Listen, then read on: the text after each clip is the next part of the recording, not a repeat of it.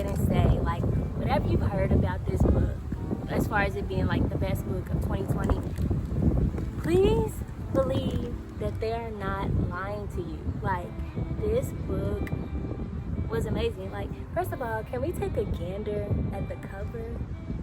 And like, oh my gosh.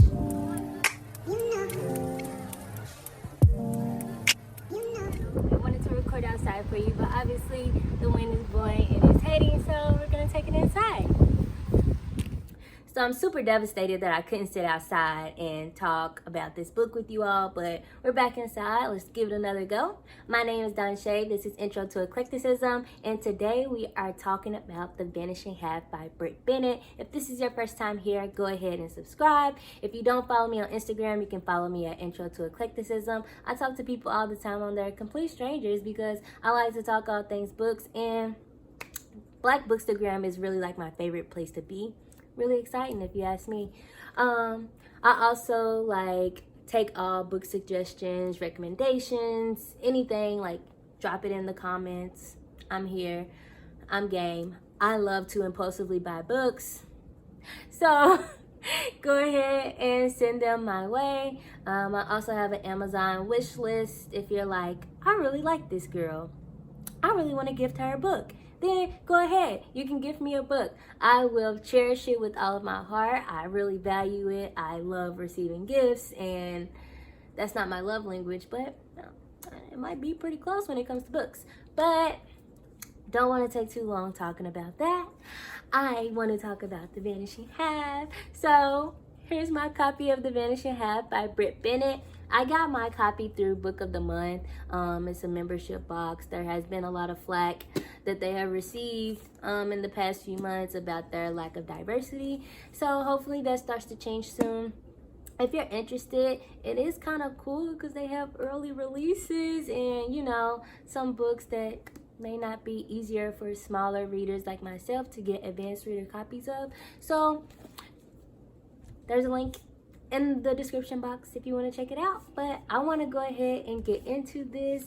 So I've never done a book review on my channel, but this will be the first one, and I'm glad it's this one. I want to start out by saying, anything that you've heard about this book and that has been in a positive light, please believe every word that you heard. Like, this is probably one of my favorite books of 2020 so far. So with that being said, obviously I too rated Vanishing Half 5 stars. So just a little bit of backstory, because almost everyone has heard about this book, but it is about two twin sisters. They end up running away from home. One goes on to live a Black life, the other one goes on to live a passing life as a white woman. It's really intense in my opinion. Like, not that a lot of plot twists or like damaging things happen throughout the book. It's just like oh my god, like why do we aspire to be the lightest person in the room? Why do we aspire stuff like that? Like, why don't people just have the freedom to embrace the skin that they're in and just be themselves? And so this goes on to show the way a family is driven apart and drawn back together throughout like 40-year span. So it's a lot of back and forth. So if you're not into like timeline jumps, then you might rate this a little bit lower, but it didn't bother me that much. Like, just keeping track. If you're anything like me, I take crazy notes while I read, because I want to make sure that I am gathering things and truly processing it, especially with this book, because there were so many things that were hitting me, and the fact that it is so real, like this stuff really happens, is giving you a glimpse of the Black experience and what it's like to kind of be Black, especially through that time and up until like the 90s. So it was amazing. So basically, I want to talk about my favorite character, and my favorite character is Jude. Pause. First of all, if you have not read this book, I'm probably going to give you spoilers today, and I do not want to ruin that for you. So read the book, then you can come back and we can chat about it and, you know, just debrief it together, but I don't want to ruin the element of surprise for you. So yeah, my favorite character is Jude. Jude is Desiree Vignet's daughter. She is the twin who decided to continue to live a black life. She ends up leaving Mallard, this town that they grew up in, and she ends up in DC and is the one who returns back home. Jude is dark skinned, so she is not received well from that little town. I want to say I hate Mallard because,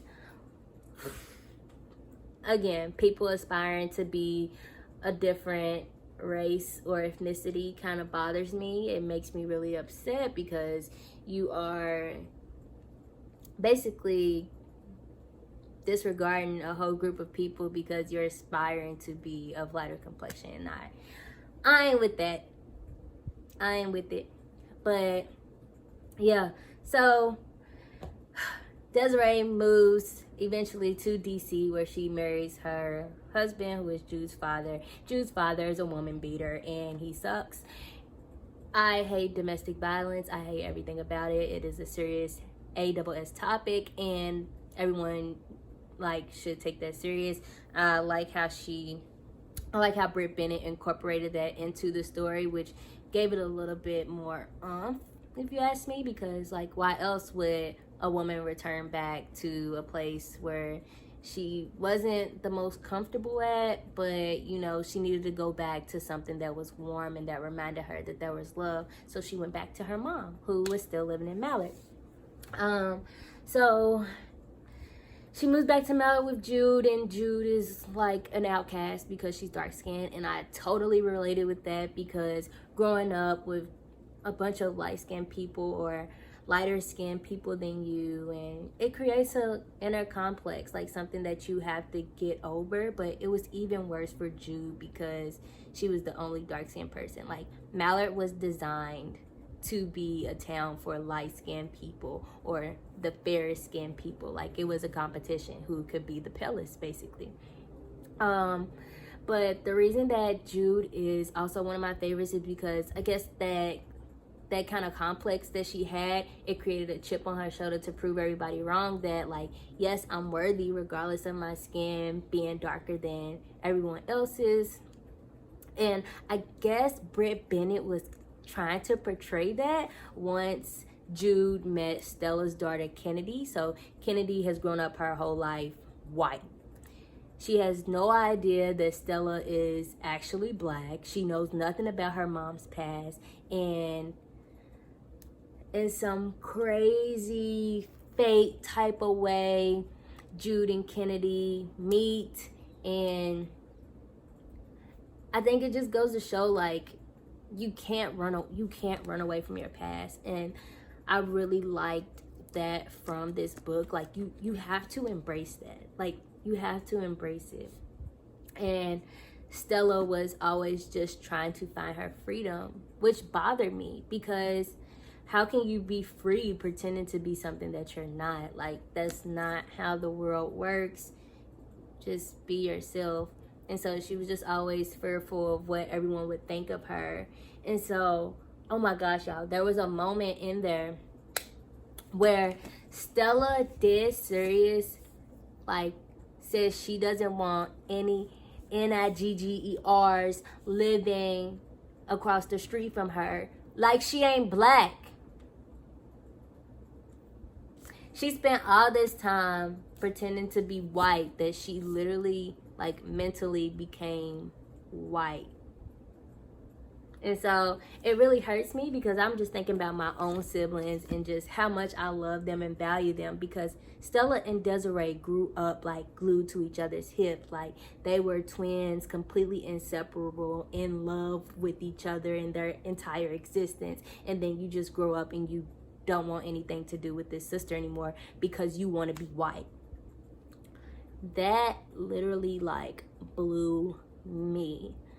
So when I'm sitting and describing this book, I'm it is heartbreakingly beautiful, because even at the end, we don't even get a kumbaya moment. We don't get they come back together, and Stella like is deciding to be black and have this relationship with her sister. Like, she completely chose being a white woman over her family, and that sent me a little bit. But obviously Stella is my least favorite character.